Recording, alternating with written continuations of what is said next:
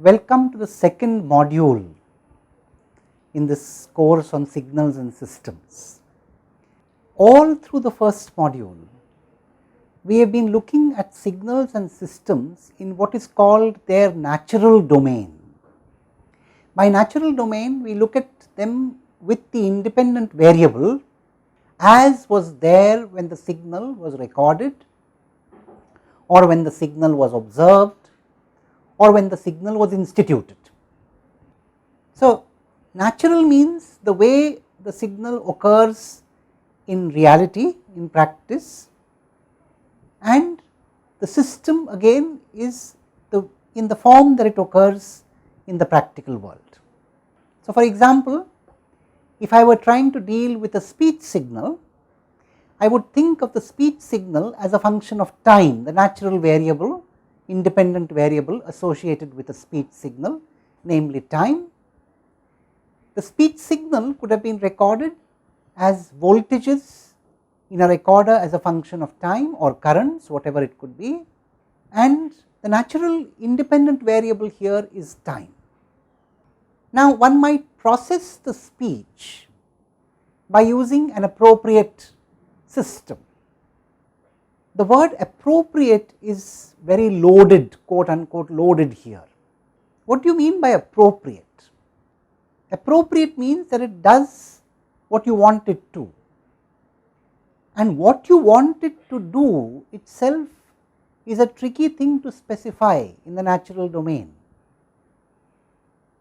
For example, if you wish to separate male and female voices from a chorus which is being sung together by some male singers and some female singers. So, imagine that you have a song being sung by a few male singers and roughly an equal number of female singers. You want to separate out or emphasize the male voices in one channel and the female voices in another channel. This is what you might call a qualitative description of what you want the system to do.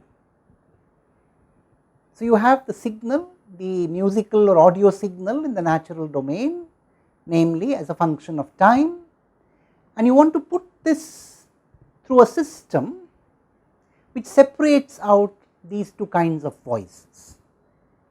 Now, qualitatively this description is easy to understand.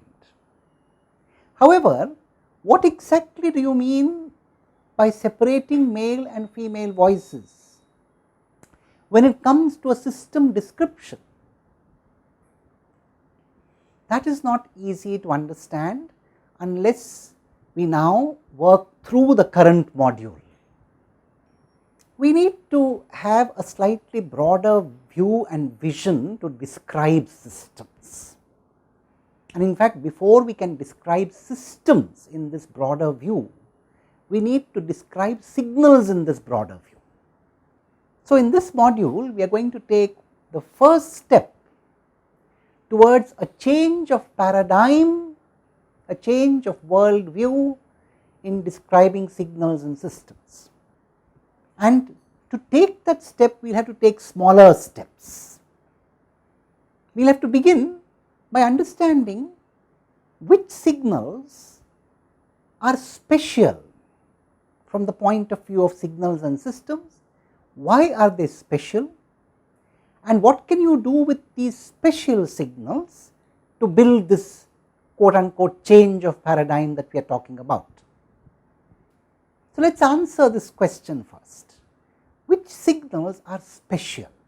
In other words, which are these signals which will allow us a change of paradigm, a different way of looking at signals and systems fundamentally? Now, to answer that question, let us go to the ideal voltage generator that we often encounter in high school. So, let me draw the situation. You see, ideal voltage generator, if you call it that, would have a circular structure rotating in a magnetic field. So, you see, what is important is to visualize here a rate of change of flux. So, let us assume you have a magnetic field coming out of this paper. So, you could show the magnetic field with dots or crosses. So, you have a magnetic field coming in or going out of this page, and you have this coil. The coil changes orientation with respect to the magnetic field. So, you can visualize it rotating along one of the axes that would allow it to change that orientation. So, let us assume the coil has an area of A, and let us assume that we have roughly uniform strength magnetic fields here as a function of area, and let that strength be B. The coil rotates so as to change its relative orientation, and let that orientation be theta. This is the situation. So, we can now visualize. We have a flux linkage. You see, if you have just one coil, the flux linkage is BA times cosine of theta. And let us assume the angular velocity of the coil is omega, whereupon you have theta is equal to omega times t, where t denotes time. Let us denote the flux linkage by lambda, whereupon lambda is BA cos omega t.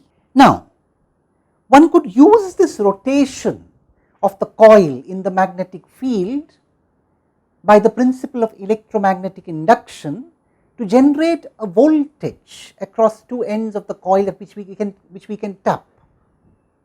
That is the principle of generation of the voltage supply that we receive in our residences.